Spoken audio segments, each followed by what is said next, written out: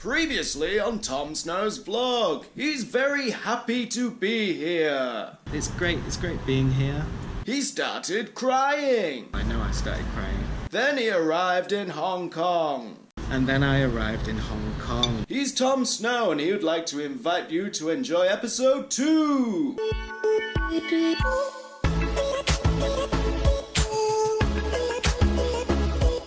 You mentioned Dongguan Hojie, China. Everybody says, Irene's bar. So yeah, I'm in the famous Irene's bar. There's great food, great beer, and thank you to them for letting me film upstairs. So there has been a typhoon Hato. We just got the ends of it, didn't hit us directly, and it wasn't too bad. It was just like a normal storm. What's coming up on Sunday is my birthday, so I have plans right now. First of all, I'll be watching the Man United match. Hopefully they'll win again. Then I'll be watching the McGregor fight. Then I'll head over for some Japanese barbecue, and then to top it off I'll be shit-faced. I last left you when I arrived into Hong Kong. I had to get from Hong Kong to Dongguan. I did research that I go all the way out of the terminal and then walk down what's called an orange corridor and then come to what it said on the internet, the ticket stand. What the ticket stand means is 100 ticket stands, and each one offers different prices for different places. I buy a ticket for the Sky Limo. Oh, this is going to be nice. It's just a minivan. So we'll get into the minivan, get all the way across Hong Kong, get to the border, they pull up and start taking everything out. And then they stick a sticker on me and then send me to get my suitcase. And I'm surrounded by people going, taxi, taxi. I'm scared at this point. And then I'll follow the guy and he goes, wait here. 35 minutes later and I'm already like, I don't know what to do, and everyone's talking in Chinese. The guy gets me and goes, you, there, and just points to another minivan. And the guy comes and takes my suitcase, puts it in the back and makes me get in. So I just went along with it. Once we started going into China, people started getting out. In the end there was only me and one other person. 2 minutes later we just pull out into the middle of a city, and then 2 minutes after that we're there at this hotel it's meant to pull up. Nothing to be worried about. But then I knew where my hotel was. It was a 2-kilometer walk. When I turned up at the hotel, I was soaked. I was dripping. I looked like I had taken a shower, to the point that the staff said, is it raining outside? The name of the hotel was 7 Days Inn. So I'm in my room, so I look up on the roof and there was this big, glossy, splattered stain. And I just thought, no, it's too high up. Yeah, it was a gentleman's seed. And I was just like, oh no. I've talked about my arrival. What I'm going to talk about is a training session that I had in Nanjing. A 10-day training session where I learned about the company ways and also learned to get my training certificates. So I went to Nanjing on a business trip. I say business trip, more of a piss-up. Definitely a piss-up.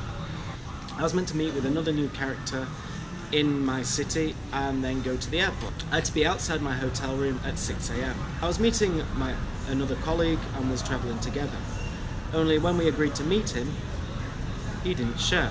The girl in charge of us was running around going, where is he, where is he, do you know where he is, do you have his number? I'm like, I don't even know the guy, I don't know. To cut a long story short, he ended up missing an important flight.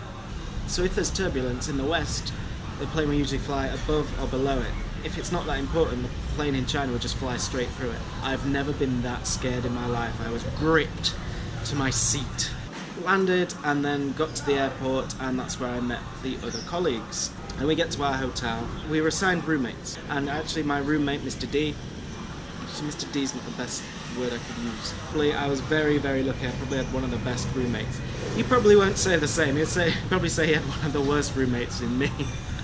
Then when we got into our room, you can see straight into the shower from the beds.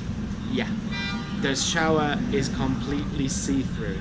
Within 2 seconds, Mr. D's found a button that makes it not see-through. All the other colleagues arrived. So on our first day, we got hotel breakfast. I could get an English fry-up. It was nice. It was good, and I think I got fat just from breakfast. As the resident arsehole of most places, I like to play with the buttons of a toasting machine. You know, the toasting conveyor belt? Arsehole Tom decided to switch very slow, very hot. So the next person after me ended up with 3 pieces of dark, black and burnt toast. And all I could hear was, oh! We arrive at our lesson. We're all there in relaxed business wear, that's what we've been told. On the second day, Mr. N turns up in a full pressed, very nice suit. He just dressed up very sharply. It was also the day I met Mr. T. Mr. T was a very interesting character. So when we had a break, one of the girls stood up and left the room. He looked around, leant over, sniffed her seat, and I was like, fuck did I just see? Every night, Mr. T was seen with a huge bottle of wine pissed out of his skull in the hotel lobby. He was asked to leave one of the girls' rooms, and he threatened if he does, he'll have to sniff her underwear. Yeah, I think the point comes to the furry outfit. Now, a furry is a person who likes to dress up and have adult activities within this suit, so they act like a dog, a cat, or other creatures, and he had brought his furry suit with him to Nanjing, just in case he met any other furries. One of the guys who was actually quite good at Chinese called Hugh Grant. His name wasn't Hugh Grant, just every time I went, oh, Hugh, he'd go, doop, doop, doop, doop, doop, doop. Me? Oh, do you mean me? Oh, yes, well, oh yeah. Yeah, we're gonna grab some food, do you wanna get something? Oh, well, I don't, yes, I would love to get some food. That was every interaction. Great guy though, unfortunately got deported. Mr. T, he got fired in 3 months, because he taught a lesson for 10 minutes, it's an hour lesson, just taught it, and then left the room. Mental.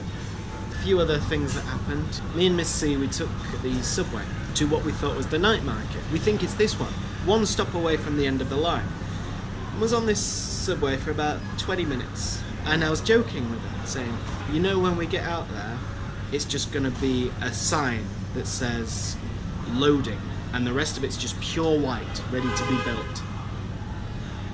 Turns out that joke was half true. We got out and we just appeared in a field with a road through it. One thing about all the people I met is I still talk to them. They're great people and I'm really glad I met them. I'm really thankful for meeting the guys I met. It was a really interesting experience. We still keep in touch. I went to go and see one of the guys in Chengdu.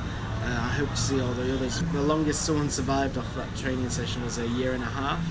I lasted the whole year, and I'm definitely glad I did it. Yeah, it's definitely a good laugh. I'll always remember it. So that's me signing off for this episode. I hope you enjoyed it.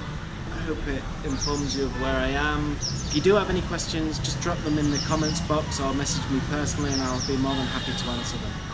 Okay, so see you soon, guys.